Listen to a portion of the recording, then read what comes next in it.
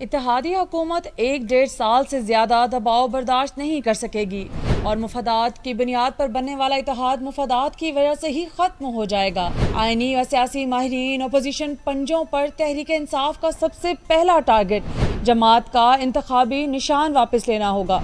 Intra party election سمیت دیگر امور نمٹانے کے لیے اسے جو وقت درکار ہے وہ اسے مل جائے گا، جس کے بعد صوبوں اور قومی اسمبلی میں حکومتوں کی تبدیلی کے لیے پلان پر عمل درآمد شروع ہوگا۔ ملک میں 8 فروری 2024 کو ہونے والے انتخابات کے بعد حکومت سازی کے لیے ڈیڈ لاک کی صورتحال میں یہ سوال سامنے آ رہا ہے کہ ایسی صورتحال میں نمٹنے کے لیے آئین میں کون سے آپشن موجود ہیں۔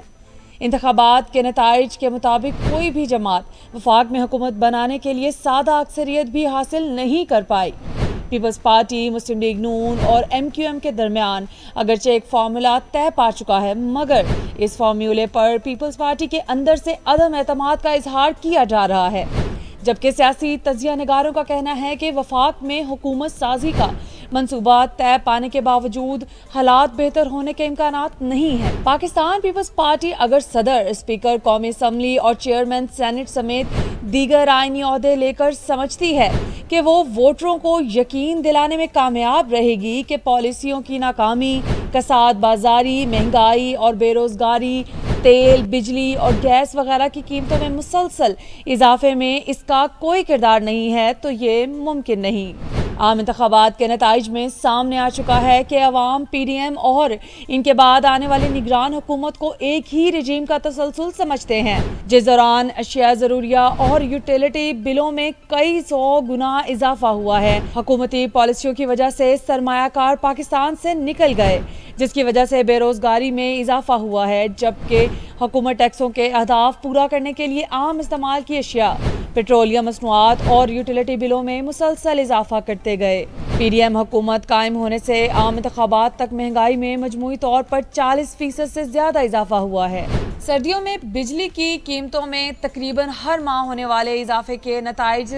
گرمیاں شروع ہونے کے بعد سامنے آئیں گے۔ بجلی، گیس اور پیٹرولیم مصنوعات کی قیمتوں میں اضافے سے خوراک سمیت ضروریات زندگی کی قیمتوں میں مزید اضافہ آنے والی حکومت کے لیے سب سے بڑا چیلنج ہوگا۔ قومی اسمبلی کی سب سے زیادہ نشستیں حاصل کرنے والی پاکستان کی تحریک انصاف PTI،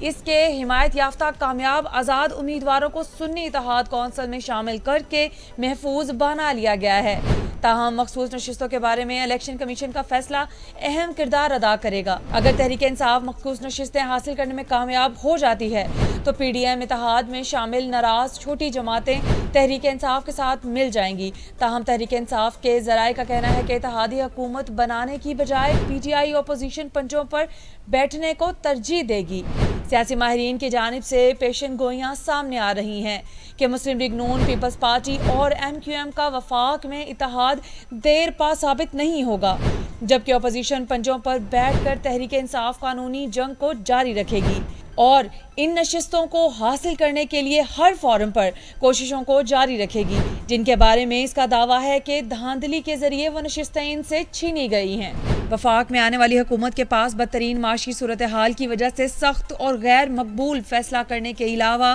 کوئی چارہ نہیں ہوگا، لہٰذا خیال کیا جا رہا ہے کہ اتحادی حکومت 1.5 سال سے زیادہ دباؤ برداشت نہیں کر سکے گی اور مفادات کی بنیاد پر بننے والا اتحاد مفادات کی وجہ سے ہی ختم ہو جائے گا۔